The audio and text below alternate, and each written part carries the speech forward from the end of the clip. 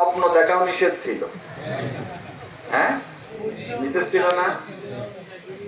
স্বপ্ন দেখাও নিষেধ। আর আমরা বেশি সুখে ছিলাম এই জন্য বলছি, ওয়ার্ড থেকে নিয়ে কেন্দ্র পর্যন্ত কেবল আমাদেরই অফিস বন্ধ করা হয়েছে, অন্য কারো অফিস বন্ধ করা হয়নি। বুঝে গেল না? এরপরে নিবন্ধন বাংলাদেশে কেবল আমাদেরই বন্ধ করা হয়েছে, অন্য কারো নাই। পৃথিবীর ইতিহাসে একটা দলের শীর্ষ 11 জন নেতাকে ফাঁসি দিয়ে কারাগারে হত্যা করা হয়েছে কেবলমাত্র আমাদের। অবশেষে দলটাকেই নিষিদ্ধ করলো, সেটাও কেবলমাত্র আমরা। বিধায় এবছরের পরিবর্তনের পরে আনন্দের সাথে ঈদ পালন করেছি আমরাই কেবল। প্রিয় উপস্থিতি, আমাদেরও সৌভাগ্য করা, পরিবর্তন না হলে এই ঈদও কি হতো বলা যায় না। বুঝা গেল কেন?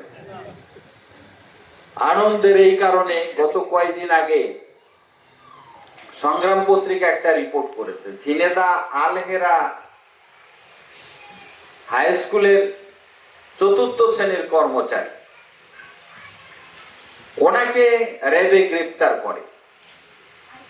গ্রেফতার করার পরে ওনাকে নিয়ে যে রাখে আয়না ঘর। উনি 6 মাস 13 দিন সম্ভবত আয়না ঘরে ছিলেন। 6 মাসের ভিতরে ওনার হাতের থেকে হ্যান্ডকাপ খোলেনি, হাতে পতন ধরেছে তারপরেও খোলেনি। 1 লিটার পানি বরাদ্দ থাকতো 6 দিনের জন্য, 6 দিনে 1 লিটার পানি খাবে। আর খাবারের মান এরকম ছিল, উনি বলছেন 3-4 দিন 5 দিন পরে পায়খানা যেতাম, একটু খোয়ার মতো পায়খানা হতো। শোয়ার জায়গা ছিল 1.5 ফুট বাই 5 ফিট। চিন্তা করেন তো, কবরই সারা চওড়া। 6টি মাস আমাকে নামাজ পড়তে দেয়নি, আজান শুনতে দেয়নি। আমার বাড়ির সাথে কম্প্রোমাইজ করে আমাকে ছেড়েছে। আমার বাড়ির থেকে 47 লক্ষ টাকা নিয়েছে। আমার ঘর বাড়ি বিক্রি করে আমি দেউলিয়া। আমার চোখের সামনে দেখেছি মারা গিয়েছে, কিন্তু 3-4টে লাশ না হওয়া পর্যন্ত তারা নিয়ে যেত না, গন্ধ ছুটে যেত, তারপরে নিয়ে যেত না। আমার ওজন ছিল 92 কেজি, 6 মাসে আমার ওজন এসেছে 50 কেজি। এছাড়া দুর্ভাগ্যের ব্যাপার, আমি বাড়ি আসার পর আমার ছোট ভাইকে নিয়ে গেছে, আজও তার সন্ধান পাইনি। প্রিয় ভাইয়েরা, আমরা মীর কাশেম আলী ভাইয়ের ছেলের কথা শুনেছি, সাক্ষাৎকার দেখেন না অনেকে? মীর কাশেম ভাইয়ের ফাঁসি দেওয়ার আগে ছেলেকে গুম করা হয়েছে। সেই গুম ছিল 8 বছর। উনি কান্নাকাটি করছেন, শরীরটা তো দেখেছেন বের হওয়ার পরের দিন শরীরের কি অবস্থা। উনি বললেন যে আমাকে ধরে নিয়ে এসে এক জায়গাতে ফেলে দিয়ে গেল। আমি কল্পনা করতে পারছি না, 8 বছরে আমার চোখে জ্যোতি কমে গেছে, দূরে দেখতে পাইনি, খাবার অবস্থায়। তারপরে আস্তে আস্তে বুঝতে পারলাম হয়তো অমুক জায়গা হতে পারে। ফজরের আজান হলো, আমি ইমাম সাহেবের কাছে গেলাম, কিন্তু আমার পরিচয় বলতে আমি ভয় পাচ্ছিলাম। আমি জানিনি যে দেশে পরিবর্তন হয়ে গেছে। শুধু ইমাম সাহেবকে জিজ্ঞাসা করলাম অমুক হাসপাতালটা কোন জায়গাতে, অর্থাৎ সে হাসপাতাল আমার বাবার প্রতিষ্ঠিত, তারা আমাকে চিনবে কম। উনি দেখাই দিলেন ওই জায়গাটা। আমি আস্তে আস্তে এসে ফুটপাতে বসে থাকলাম। উনি একজন ব্যারিস্টার। আমি অপেক্ষায় আছি যে কখনো কোনো কর্মকর্তা আসে কিনা। একজন কর্মকর্তা আসলো, আমি ওনার কাছে গেলাম।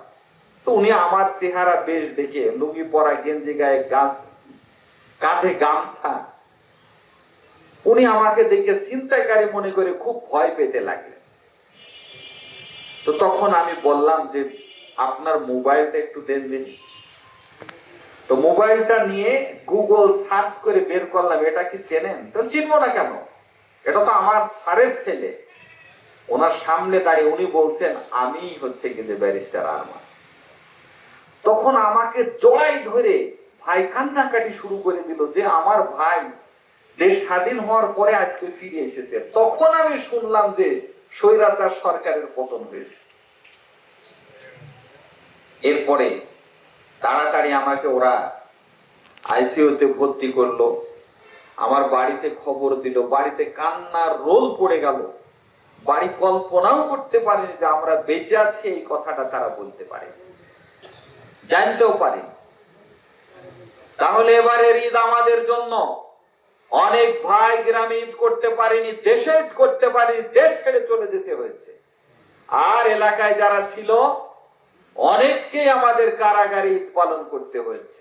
বিদায় স্বাধীন বাংলাদেশে উন্মুক্ত আকাশের নিচে এবছরে যারা উৎসবের সাথে ঈদ পালন করেছে তারা বাংলাদেশ জামাত ইসলামী।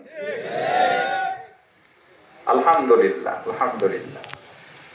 প্রিয় ভাইয়েরা, এখন আমরা একটা পরিস্থিতি পেয়েছি, একটা মাস আমরা অতিবাহিত করলাম খুব গুরুত্বের সাথে। কেমন গুরুত্বের সাথে? আমি রমজান মাসে বিষয়গুলো আলোচনা করার চেষ্টা করেছি।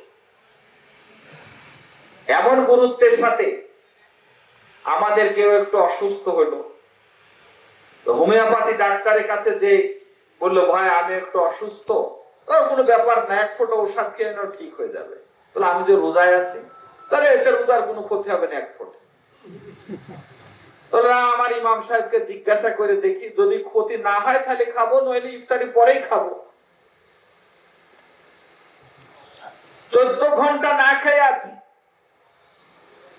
এক ফোঁটা ঔষধ আমরা গিললাম না। কেন? আল্লাহ অলমাইটি, আল্লাহ দেখতে পাচ্ছেন, ও হুয়া মাআকুম আইনামা তাকুনু, তোমরা যেখানে থাকো না কেন আল্লাহ তোমাদের সাথে আছেন। এই অনুভূতির কারণে এক ফোঁটা ঔষধ আমরা মুখে দেইনি। দিয়েছি নাকি? যে রোজাদারেরা এক ফোঁটা ঔষধ মুখে দিল না, যে রোজাদারের ছোট বাচ্চাটাকে ঘরের ভিতরে খাওয়াইতে পারলো না, যে বাবা তুমি খেয়ে নাও, পাড়ার ছেলেদেরকে বলবো আমার রোজা করেছে, আমার ছেলে রোজা করেছে, না আল্লাহ দেখতে পাচ্ছে, আমরা কোনো কিছু খাবো না। এই অনুভূতিটা প্রত্যেকটা মানুষের জাগার কারণে ইফতারির সময় হওয়ার 5 মিনিট আগেও আমরা কোনো কিছু তুলে মুখে দেয়নি। দিয়েছি নাকি? এইটাই যদি আমাদের চরিত্র হতো, তাহলে আমাদের ব্যক্তি, পরিবার, সমাজ, রাষ্ট্রের পরিবর্তন হয়ে যেত। কিন্তু যে মানুষটা এক ফোঁটা হোমিওপ্যাথি ওষুধ মুখে দেয় না রোজা ভেঙে যাবে বলে, এবং অনুভূতিটা আল্লাহ দেখতে পাচ্ছেন এই কারণে, সেই মানুষটা আবার হাতির সমান হারাম গিলছে বসে বসে। গিলছে না? রোজা থেকেই গিলছে। সেই মানুষটা ঘুষ খায়, সেই মানুষটা সুদ খায়, সেই মানুষটা টেন্ডারবাজি করে, সেই মানুষটা চাঁদাবাজি করছে, সেই মানুষটা অন্যের ধন সম্পদ অন্যায় ভাবে জবরদখল করছে। আবার রোজায় থাকার কারণে এক ফোঁটা ওষুধ খেতে চাইছে না, না জানি ভেঙে যায় কিনা। তাহলে রোজা কোথায় আর রোজার শিক্ষা কোথায়? হ্যাঁ, আমাদের যদি এইরকম রোজা, আমাদের রোজা যদি এরকমই হয়ে থাকে, এ রোজা পৃথিবীতে পরিবর্তন আনতে পারবে না, জান্নাত তো অনেক পরের কথা। আল্লাহ যে বিধানগুলো ফরজ করেছেন তার দ্বারা আগে দুনিয়াতে শান্তির ব্যবস্থা করেছেন, পরে জান্নাতের ব্যাপার। আল্লাহ বললেন কি যে ইন্নাস সালাতা তানহা আনিল ফাহশাইল মুনকার, নামাজ মানুষকে অশ্লীল এবং খারাপ কাজ থেকে ফিরায় রাখবে। আমি নামাজি মানুষ, আমার কথার দ্বারা প্রতিবেশী কষ্ট পায়। আমি নামাজি মানুষ, ব্যবসায়িক, আমার কাছে মানুষ সংখ্যা নিয়ে আসে, না জানে ওজন কম দেয় কিনা, ভেজাল দেয় কিনা। আমি নামাজি মানুষ, অন্যজন চিন্তা করে অমুক মাঠে আছে, বাড়ি চলে গেলে লাউটা, কুমড়ার, পেঁপেটা থাকবে না। আমি যদি এইরকম নামাজি হয়ে পৃথিবীর মানুষকে সুখ না দিতে পারি, ওই নামাজ আমাকে জান্নাতে পৌঁছাবে, এটাকে আশা করা যায়? প্রশ্নই ওঠে না।